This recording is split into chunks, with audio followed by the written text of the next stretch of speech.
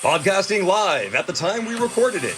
From the studios in downtown Gulfport, Florida, it's WGAB, the GabCast. Welcome back to WGAB, the GabCast, a Gabber newspaper production. I am Cameron Healy, the assistant editor, with... I'm Patrick Heinzen. I'm the news and politics reporter, and we are here in the always awesome Wine House in downtown Gulfport, Yes. the official sponsor of the GabCast. They're keeping us nice and cool in this hot weather. Yes, they are. You know what other hot things are going on? These hot topics that we are going to talk about. Lavender graduation at Eckerd College. We're going to have everybody's favorite segment, Kathy with a cop. She said it, not me. Anyways, and then we will end off with our Pride event with the Foundation for a Healthy St. Petersburg and 9 Colors Initiative. So first, let's talk about Eckerd's Lavender graduation. Yeah, definitely. This is something that is close to home for both of us because we both graduated from Eckerd. Cam graduated 2 years ago? 2022. And I graduated on Sunday. May 19th? May 19th. So not this Sunday. May 19th. Yes. So we are Eckerd we grads. are both Eckerd grads now. And there's a lot of Eckerd grads, and a lot of Eckerd students in general, who are part of the LGBTQ community. I think that's one of the big things people recognize about Eckerd is their supportive community with LGBTQ people. Yeah. Just anybody in that community as well. Eckerd is definitely a safe space. So it's really cool to see that they had such an impact that they had a Lavender graduation. Yeah, and for those who don't know what a Lavender graduation is, it started, I believe, in 1995, and it was a way for students to celebrate their, not just sexuality, but differences, and walk across a stage called by their preferred name, and celebrate being a part of a different community or what people perceive as a different community. And I think it started with, it's 3 graduates in the very first Lavender graduation at University of Michigan. Yeah. And since then, we have 300 colleges and universities around the country that do Lavender graduation. There was, I don't know the exact number, but there was a lot more than 3 people graduated from Eckerd as part of this. Which also, if you don't know, lavender is a symbol of pride and resilience within the LGBTQ community. So that's why the color is so prominent in the commencement and ceremony. So there was even people with caps with the color purple and the cap, they're really cool. And so this Barbie is a marine biologist yeah, now. no. So it's cool. really nice to see that kids were students. They're not kids. They're like 20-year-olds. Yeah. Were able to incorporate this symbolism in their graduation. Yeah, it was really cool to see, especially because a lot of it comes from students fearing repercussions. So a big part of it, at least up until this year, this was a way for students to be called up by their preferred name. Yes. And when they were at the main commencement ceremony, they wouldn't be able to do that. It's not even like about like being called by your chosen name too. That is just one specific part, that's just but it's honestly just a safe ceremony for any students who felt like their lives outside of college do not reflect who they are here, and they were able to be themselves 100%. There was a lot of people that do Lavender graduation because their families don't even know that they're gay or trans or just even friendly or an ally to that community. That's one of the things, is it's not limited to people who are part of the LGBTQ community. Anybody can go and sign up as long as you're there for yourself and for the people around you. It's about celebrating individuality, difference, and being just yourself. Yes. And something that's different about the main commencement at Eckerd this year, though, is students were this year allowed to change the name that's on their official diploma. Yes. For the main commencement, which was interesting because they talked about it, and it's talked about in the article, but kind of they can't change it on the transcript because it's a Yes. legal document. Yeah, it has to match your license Yeah. and certificates of whatever that prove your identity. But So, a diploma yeah. is a ceremonial piece of paper. yes, it just proves Yeah. that you were there and that you graduated from this college. Nobody's ever going to ask university. to see your diploma. Yeah, they're only looking at your transcripts. But it's also just super important because there were some students that Nicole, our editor, video editor, Hi, Nicole. she wrote She's editing this right now. Exactly. She said that some students told her that they would not feel comfortable graduating with their dead name Mm-hmm. on their diploma, and that this gave them that security blanket, that ability to know that they can sleep at night knowing they are being themselves Mm-hmm. as much as they possibly can from graduating. Yeah. At Eckerd, it started. The idea came to Eckerd in 2018. I'm sure it was talked about before that, but Right? at that time, Dean of Students, now President of Eckerd, James Anarelli, Yes. he went up to New York and he met with a former, an alumnus of Eckerd, and the alumnus talked about how these initiatives are really important for students, and he brought that back and talked about it Yeah. with other faculty, and they talked with the Eckerd's Queer Straight Alliance, and they decided that this was something they wanted to do. COVID hit, kind of Yeah. slowed everything down, but the Which we first all know Lavender that graduation, feeling, yeah. first Lavender graduation at Eckerd was 2021. Yes. So See, that's so exciting to have Yeah. like be so significant and continue on at the school because they very much want to make this like a tradition Yeah, and to definitely. allow that space to continue being on Eckerd's campus. And I'm surprised I didn't even know that this was a thing. Mm-hmm. I just knew that when you do Lavender graduation, or if I think it's when you also at the traditional ceremony, you can have a LGBTQ, what is it, sash? Yeah, Yeah. a stash. A sash. And I've seen those. I remember seeing Yeah, you can have a lot of stuff. my like friends and colleagues were wearing them, and I knew that that was there, but I didn't realize that there was also the entire other ceremony for Lavender graduation. Well, yeah, that's the thing. I mean, I like I said, I graduated 9 days ago now. Yeah. So I definitely saw a lot of people wearing those sashes. People wearing sashes, international sashes, Yes. of where they came of their home.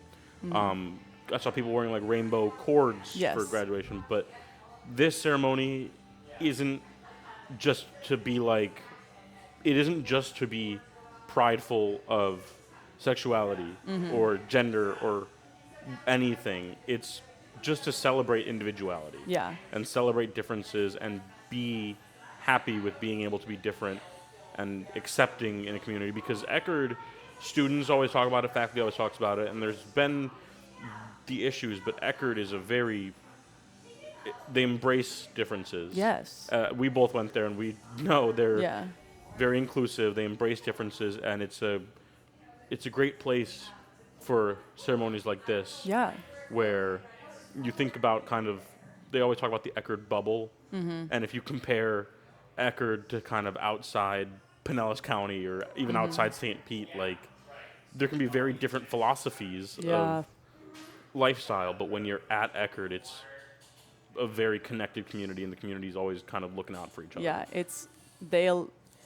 Everybody who goes there understands that anybody can be who they are. So there's really no need to be pushing your own agenda onto somebody else. Yeah. People are honestly just being themselves, and if you have a problem with that, like you obviously don't belong at Eckerd, so that's whatever. But honestly, Lavender graduation is an amazing concept, and the fact that we were able to incorporate that throughout the time we were there, and then that they have them now. It's just going to get bigger after this point. Yeah, it And really. I think that allowing students to change their preferred name on their diplomas isn't going to get rid of this celebration, because it is, like you said, it's beyond that. It's not just walking across the stage as your preferred name.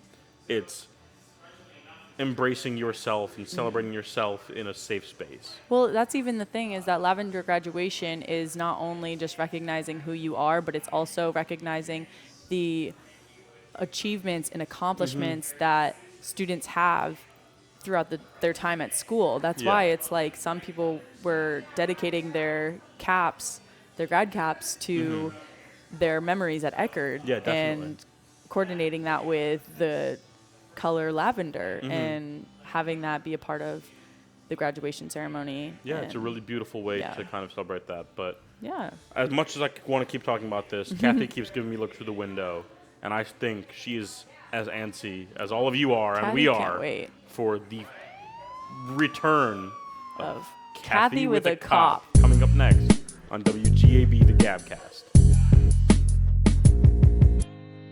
All right, well, welcome back. I'm Kathy Celestri. We're going to talk today, not with the chief, but we're going to talk with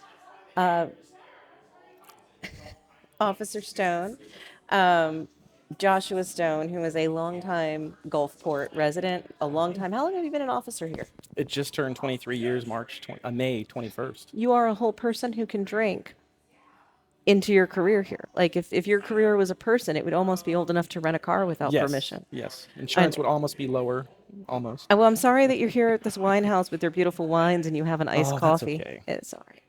So I wanted to talk a little bit today, and I don't want to identify the news source because I don't want to send them any traffic, but there was a headline today about police officers in another area of the country shooting and killing a mentally ill man. And the reason I don't want to give the news source is because I don't like that they made the headline very clickbaity, like police kill mentally ill man. But I did want to talk about how the force handles people who have mental illness. Like, again, knock on wood, we've not had any of these issues here. But, I mean, what do you do when you get a call? I mean, how can you as an officer know somebody's mentally ill? It's a good question. A lot of times it's just by talking and through interviewing somebody and asking those questions. I know the Florida law allows us to put somebody into protective custody for an involuntary examination if they meet certain criteria. What are those criteria? So if somebody is suffering from a mental illness, and because of that illness, the person is going to, they don't understand that they need that examination, or they refuse to go get a voluntary examination, and they run a risk of maybe neglecting themselves, and that neglect could really hurt them. Or if that person is a threat to themselves or others, then we can initiate that involuntary examination under the Baker Act and transport them to the nearest receiving facility. Sometimes at St. Anthony's, other times it's PEMS, the Pinellas Enrichment for Mental Health. But by asking those questions like, hey, have you ever been diagnosed with mental illness? Do you take medication for a mental illness? And then ask more follow-up questions to see if that person is a threat to themselves or others, or may suffer from neglecting themselves in the future if we don't do something. So are people forthright about that? I mean, or is it more you're looking at their answer and trying to assess them as they answer? It's a little bit of both. Okay. Because, it's scary for even a regular person to have contact with law enforcement, let alone somebody who's dealing with a mental health crisis. Unless So you're a badge bunny, then it's exciting. I guess. But they see the authority, the uniform, the gun, and all the accoutrements here, and obviously you're going to be nervous and scared. But if we can try to bring them down, like, hey, I'm just here to try to assess, are you okay? Talking to them, hey, have you eaten? Do you have food in the house? When was the last time you saw your doctor? Do you have access to your doctor right now? I mean, a lot of times we could speak to that person and say, hey, get in touch with your therapist, get in touch with your doctor. Maybe you can go see them right now to maybe stabilize the situation that you're in. Other times, people are in such a state where they don't give us that honest, forthright answer, and it's hard for us to sometimes make that decision. We've actually, back 2 years ago, we partnered with Directions for Living. It's an organization here in Pinellas, and they gave us tablets, these little, we call them TRACE tablets. TRACE stands for Telehealth Remote Access to Emergency Mental Health Counseling. And through that tablet, we can have a therapist on the tablet through a Zoom and hand the person the tablet and say, here, talk to this counselor, this therapist, and they can have a dialogue about what's going on. And then when we get the tablet back, the counselor can say, you know what, this person may or may not meet the criteria for a Baker Act. Now whether or not they agree with us or not on that determination, we make the final say. But it's another tool in the toolbox to help us determine what to do and what other steps to take to make sure we make the right decision. So, thank you. Without identifying the police force or the news source, I'm going to ask you to do something cops hate to do, and I'm going to ask you to speculate. How does it happen? how do you end up shooting and killing a mentally ill person? What has, and I know that's not a fair question. How does that happen? It's not a fair question. I'm not saying that you're saying a Oh, wrong I know question. it's not or a anything fair like question. that. I was just hoping you'd indulge me. It is the horrible culmination of circumstances to where we go to a call and we're trying to do this one particular task, but then other things pop up to where now a law enforcement officer may have to defend themselves or others with deadly force. And I'm not sure what incident you're talking about that happened wherever it happened. But these things have happened. I mean, we had an incident a couple years back where we made contact with an individual who drove their vehicle off the seawall just south of the rec center. And we were able to get this person off the seawall. Rescue was there to try to help them. And then the person produced a box cutter and held it to their neck. So an officer who had a less lethal means... Taser? Not taser, was a less lethal rubber bullet. Okay. The officer was able to engage this person with a less lethal weapon and deployed it, and we were able to safely disarm that person and get that person in custody to provide a service to get them to mental health treatment. But there are some circumstances where things just go so awry, you just don't have that opportunity. All right. And again, I'm not familiar with this particular incident you're talking about. That's fair. Like I said, I know it's hard for police officers just to speculate and armchair quarterback hindsight something. is always 20/20. There's always things, even in other situations maybe I've gotten into in my career where I wish I would have done this A, B, and C, but those circumstances didn't present themselves. I can think of one. Me too. That was one of the best things I ever got to report.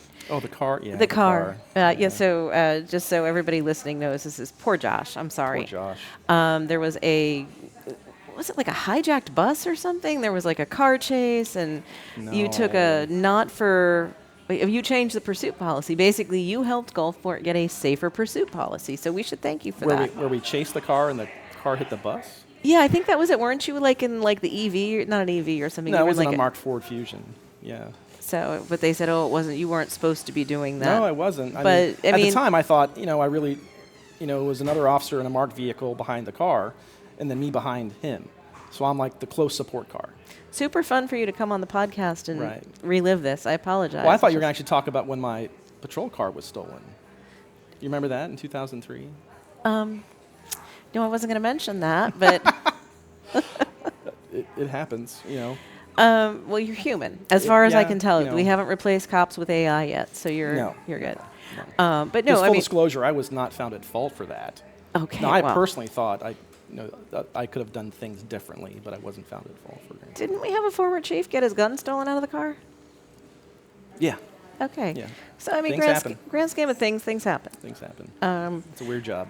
But overall, I think, everybody has the knowledge that it's really easy to look back on things and go, Oh, yeah. well, I can armchair quarterback this. How many years has it been since a Gulfport police officer has discharged their weapon and killed somebody? I don't know. It's been forever. I mean, I think it's been better than 20 years. It's knocking on wood all over the fucking know. place. But no, I mean, I came on the scene in 2003, and the police force was proud of their record then, and it hasn't happened since. So Yes. And it makes it a nice place to live, and it makes it probably a little bit better place to police. I mean, Yeah. I would take Gulfport over St. Pete any day if I were a police officer. we have such little violent. I'm always knocking on wood. Such little violent crime. We do have property crime like anywhere else for stolen vehicles and vehicle burglaries and things like that. But we've been very fortunate in terms of our rate of violent crime over the last 20 years. More than 20. More than 20. More than 20? Yeah. All right. Well, hey, Josh, Lieutenant, Commander. But you can call me You whatever keep want. getting promoted. No, they I'll just just, changed the I'm title just going to years call you ago. Chief. Get it over with. We'll just say Don't do that just yet. Don't do that.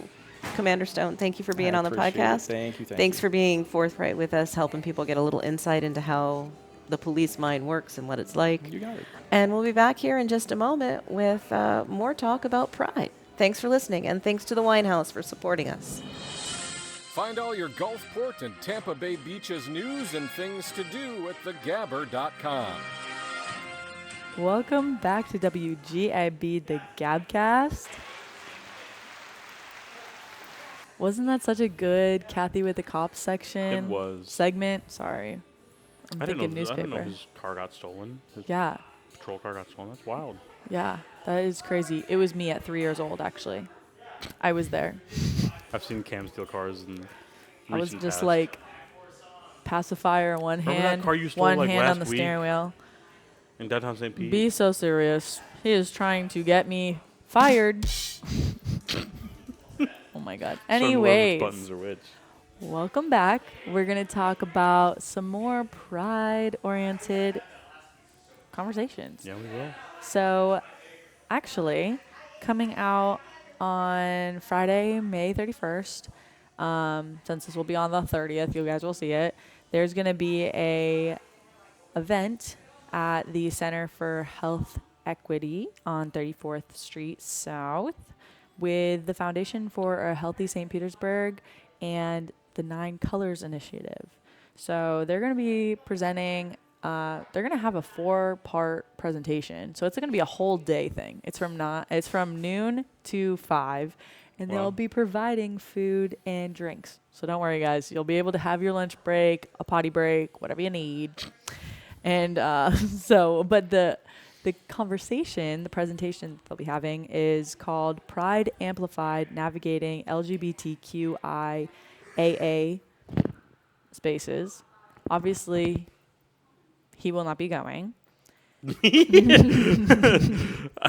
always yawn at the He most yawned. inopportune times in this. I know. I was like, come on now. For real.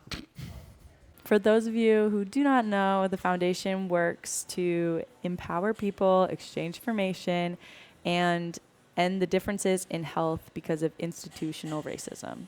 So they hold free lectures and group discussions at the Center for Health Equity all the time. Like, I try and incorporate their stuff into our events list because it's really interesting. They always talk about people of color and certain situations that are very St.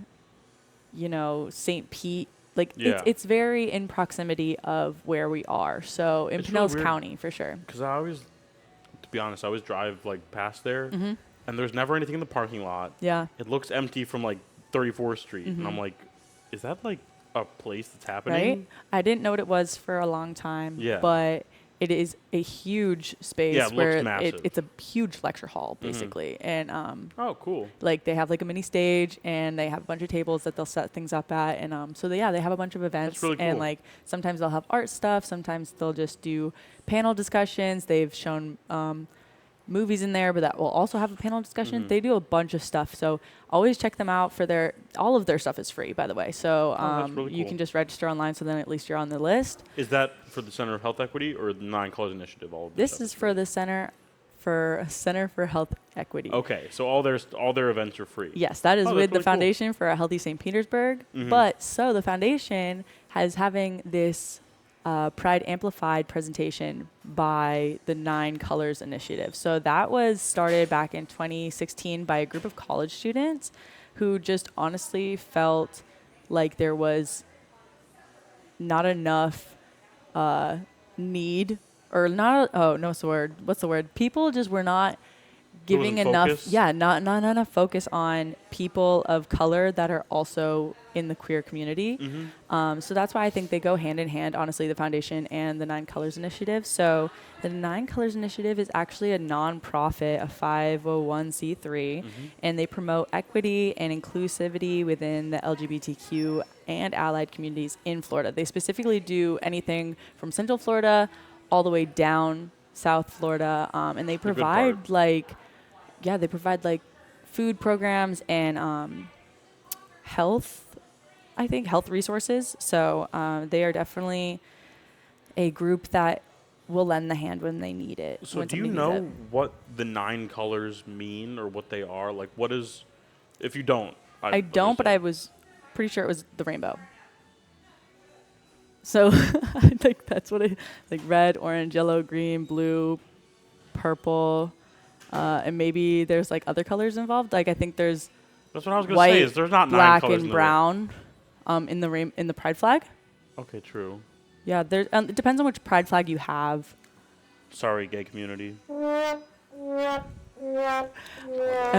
my house, we have a pride flag that also has the intersex symbol in it. So it's like all those colors: the brown, black, and white, and then a yellow triangle with a purple circle inside. I Yeah, know, if I you've know seen that one too. Because Yes. there's some pride flags that are only just rainbow. Yeah. Yeah, No, so- I think the one that I'm familiar with, I can't remember where I see it often. It's hung, and it's a normal rainbow, but it has like extra. It has, like you said, white, Or black, it brown, does, like, all that, and then there's a The triangle. The triangle, yeah. Yeah. I know So that one. There's those. So that's what I was thinking the 9 colors meant. But Yeah, it's I might be okay. stupid. Sorry, I should have looked it Sorry, up. Kathy, There's people who ignorance. are like you who might not know. So that should have been something I did. Sorry, guys, I let you down. But essentially, they also help with just people of color and queer communities. So they were able to create a 4-part presentation where they will break down how to conversate about, or conversate is not a word, converse. Converse. Converse. Conversate is Conversate? I don't think it's the right word, but it is a word. I think I should know better. That's are really what it writers. is. So then people are able to have a more impactful time during Pride Month. So that's what I'm trying to get at. Yeah. So basically, the first part that they talk about is inclusive resource showcase, which they will hold multiple organizations in the county to discuss how to help people within the LGBTQ community. And Along with the BIPOC community, right? Like Yeah, kind so of it's- push it together at the same yeah, time. yeah. So it's going to be kind of this intersectional organization showcase. So that's just going to help connect people with the people that they want to work with. Yeah. So it's a good networking part Good way to of amplify the voices and kind of get like-minded people together. And yeah. So they essentially said that it will bring equity and diversity in the BIPOC, trans, and non-binary community. That's what the first part will do. So then the second part is when we get to eat. Eat. It says their name is Lunch and Learn. I think that's cute. Lunch and Learn, the foundations of nonprofits. So they will talk about how you can start a nonprofit similar to the 9 Colors Initiative. So, and how to make it sustainable and like actually continue to end up being something that's helpful and resourceful for people in through this the queer job, I feel community. like I've learned a lot about like the benefits of having a registered 501c3. Absolutely. And, like, it really changes everything when you can get that done, and it Yeah. allows you to kind of like just go further with everything. Yeah, you're able to do a lot more when Yeah. you are actually registered as a nonprofit. And like I was saying about like getting people together, if somebody comes in with an idea and other people have this idea, then they'll say, "Oh, we have people here who have the same idea. Yeah. We can group together, put our resources together, Absolutely. form a 501c3, and there you got a great organization already starting to kind of move forward." And like financially, people are able to actually use those, like use a budget in things that will help others in the long run. Yeah. So essentially, the second part with the luncheon, they will cover how to apply for a 501c3 and learn about the basic grant applications and managing all of the things that come with having a nonprofit and how you can register with the My Florida Marketplace. So very helpful information. A lot of numbers will be coming out of that, but if you do go, that is something that will be super beneficial in the long run. And you get lunch. And you can get lunch. It's provided. Like it's not like they're gonna have some like poopy doo doo like food. They're gonna have good food. Literally stop. Okay, so for the third part, they're gonna do some media training with GLAAD. What's wrong with you and GLAAD? Do you not like the Gay and Lesbian Alliance Against Defamation? I love the Gay and Lesbian Alliance Against Defamation. Okay, good. That's what I like to hear. So, this part will will have guests focus on You're really how trying to to catch be. me slipping here. You're really trying to get me on camera in trouble. No, we are educating the ignorant. So this part will be focusing on LGBTQ advocacy and how you can actually make a change. So I found this part to be interesting, that they will help guide people with how they can have conversations that speak fairly and accurately to the LGBTQ community. So it's like, I think we need there's that no training fake after this news. There's, conversation. yeah, you definitely need one. So I'm just kidding, guys. He's an ally. Put your fists up. Stop. So, anyways, this will be a good part to be able to talk about the do's and don'ts of conversation that require poopy doo doo. So this will be a part that you discuss the do's and don'ts of a conversation that involves the LGBTQ community. Just pretty much how to like accurately represent and kind of, if you're gonna have a conversation about the LGBTQ community, what words to use, how to like, definitely. How to actually advocate for people in that community. So, lastly, the fourth part is a panel discussion called Let's Be Real Part 2. And this is a conversational opportunity for guests to ask any questions and to kind of understand and learn topics within the BIPOC and LGBTQ community. Things that they were talking about, the topics that they were talking about were like mental health, because that is a huge part of honestly being a human being. But in general, it is a lot higher in both the BIPOC and LGBTQ that's like communities. that's a very common discussion is mental health. And along with that is having any questions with topics regarding relationships and how people really don't understand how people have relationships in same sex. It's really crazy how people don't understand how it's like the same thing as a heterosexual relationship. So I think it's just very important for people to have like an open question and answer thing, like about anything, because I remember we talked about it earlier, but we both went to Eckerd and they have the Sex in the Dark event where everybody's in the auditorium and they turn off all the lights so you can't see. And then you can ask whatever questions you want about sex and relationships and all of that. Sexuality is often talked it's like about. Overall, it's like one of those things where when you set up a space where you can really just talk about something in whatever way you want to talk about, you're able to learn in your own way and get your questions answered how you want them to be answered.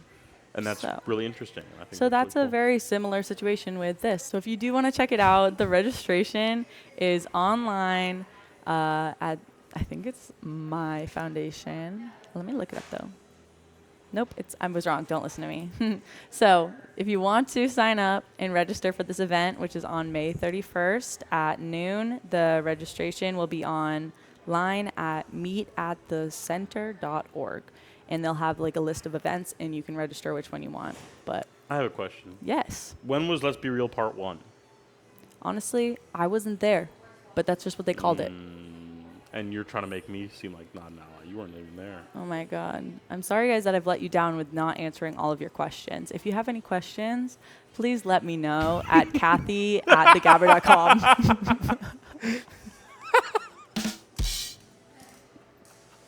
And I will get back to you as soon as possible. Thank you so much, guys. Thanks for listening watching to and watching. And listening to I was doing WGAB, the GabCast.